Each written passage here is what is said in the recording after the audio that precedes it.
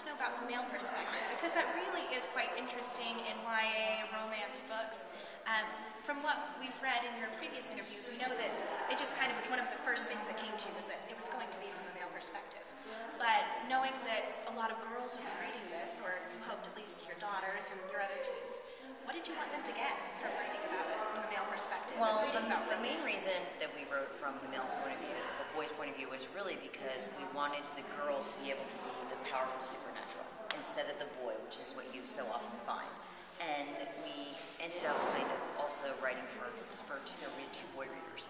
And they were also feeling very underrepresented because the boy was kind of always just like the good-looking guy who like took his shirt off or was, you know, immortal and kind of unattainable. And we wanted to write about, we have 6 brothers between us, so we know a lot about boys. And we wanted to write about a boy that was, you know, not perfect, but a nice guy and worried about, you know, if the girl likes him too. All the things that regular guys worry about, because girls very often in these books only, you know, see the girl worrying about the relationship or how she feels, when boys are just as insecure as girls are. Yeah, it was good to be in his head, because if you read the books, you'll see that Ethan thinks a lot more than he speaks. And I think that's common to at least the boys in our family. And to you. And to me. That there's like this whole inner life going on that will not necessarily make it out. I mean, he, in a moment of pressure, will usually make a stupid joke. That isn't anything commensurate with what he's thinking, you know, but it's just how he functions. And we wanted to capture some of that and show our girls that there were good boys out there too.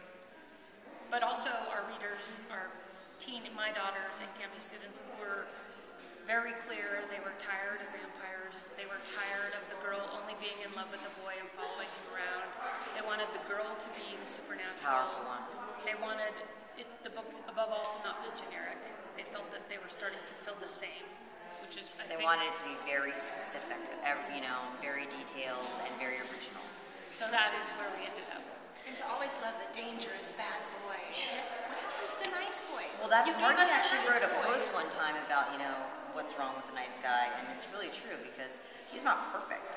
Ethan is by no means perfect, but he, you know, he respects his mother figure, Alma, and his family, and he's you know, a his loyal aunts. friend. There are a lot of kinds of love in our And I think, and I mean, you know, between our brothers and all of their friends and the guys that we know, there are a lot of good guys like that who are underrepresented.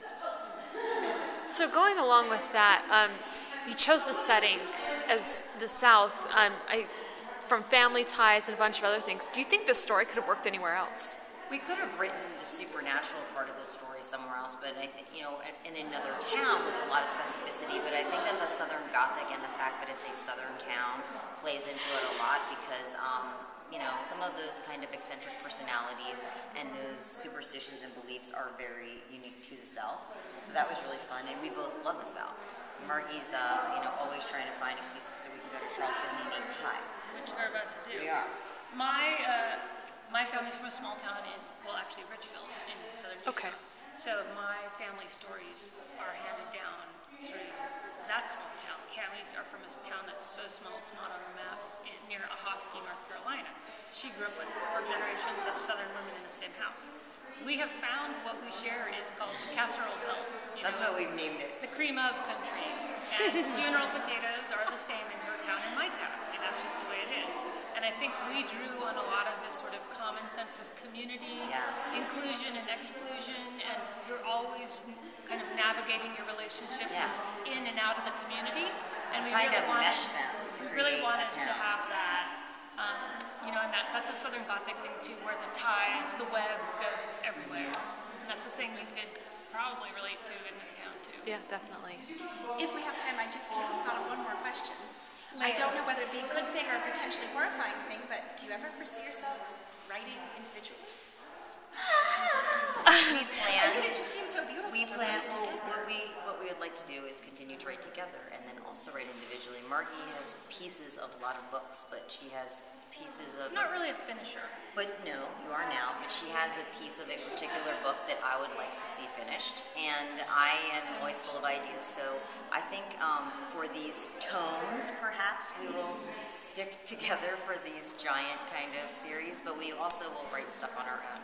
We were critique partners before we were writing partners, and we will always support ourselves, each other like that, but we have no plan to stop writing together. No, but she's going to be writing that book, so in turn she's decided that I have to write my own book as well at the exact same time. Well, really, I've paid my 17-year-old to dare her to write it, because that's how everything gets done in this corporation. Except for hers has been brewing in her mind for like 15 years, so that seems unfair. It's just it's been like waiting in there, so I feel like it'll probably. But I'm 15 times less disciplined than you are. So no, but I will still be your critique partner, so you will become 15 times more disciplined than you would ever want to be. Well, there you go. So you'll always write together, whether it's the same thing. Yes. Yeah, and we would like to. I mean, a lot of writers put out more than one book a year or write different things, so it'd be fun if we could write a series together and then also write something on our own too. Sounds wonderful. See how much energy I have. I think we've got a lot of talking left in us yet, so we'll probably find some pages to